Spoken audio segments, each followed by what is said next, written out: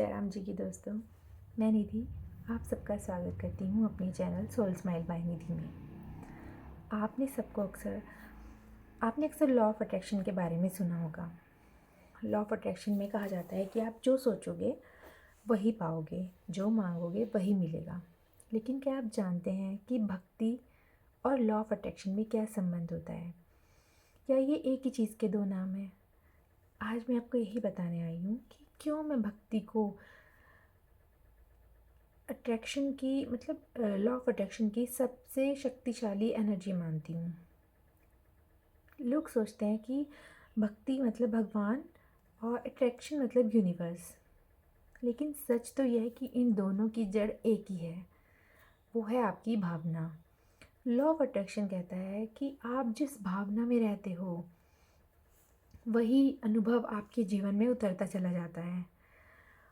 और भक्ति क्या कहती है? भक्ति ये कहती है विश्वास में बने रहो, कृतज्ञता में जीना सीखो, समर्पण में शांति रखो। अक्सर क्या होता है, तो भक्ति का मतलब ये नहीं होता कि आप रोज़ कुछ ना कुछ मांगें, रोज़ शिकायतें करें, डर के साथ भक्ति करें, पूजा करें। क्योंकि हम अगर हम डर के साथ भगवान जी की भक्ति करेंगे तो डर ही हमारे जीवन में आकर्षित होगा। अगर हम शिकायतों के साथ भगवान की भक्ति करेंगे तो बहुत सारी शिकायतें हमारे जीवन में अट्रैक्ट होंगी। भक्ति का मतलब ये नहीं होता। भक्ति का मतलब होता है कि जब आपके हालात आपके विपरीत हों तब भी आपको इतना ही भरोसा हो, आपके हाथ खाली हों तब भी आपके भाव धन्यवाद वाले हों। और भक्ति में जब इंसान होता है तो वो किसी डर में नहीं रहता, किसी दबाव में नहीं रहता, वो शिकायतों में नहीं रहता, वो किसी तुलना में नहीं जीता। और यही सबसे बड़ी अवस्था होती है, सबसे शक्तिशाली अवस्था होती है लॉ ऑफ अट्रैक्शन की।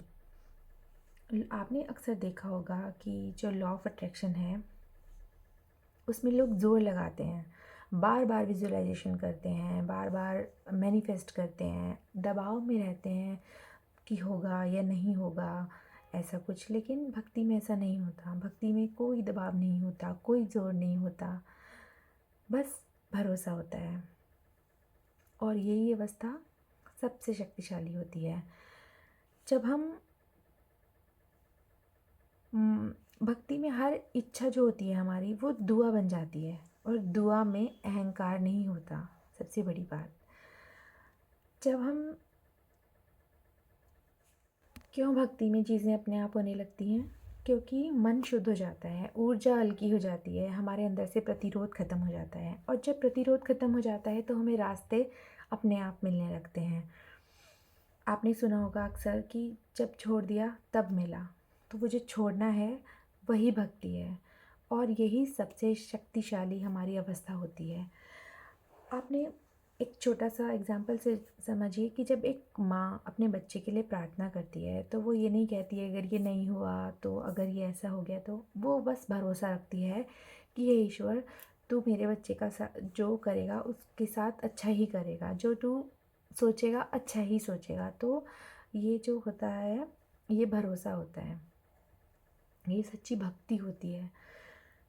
भक्ति तो आज से आप हमेशा एक काम करना कि जो हमारे पास है उस चीज़ के लिए हमेशा धन्यवाद देना। शिकायतों से पहले शिकायतें नहीं करनी है, हमेशा जो चीज़ें हैं जो हमारे पास है उसके लिए धन्यवाद देना है।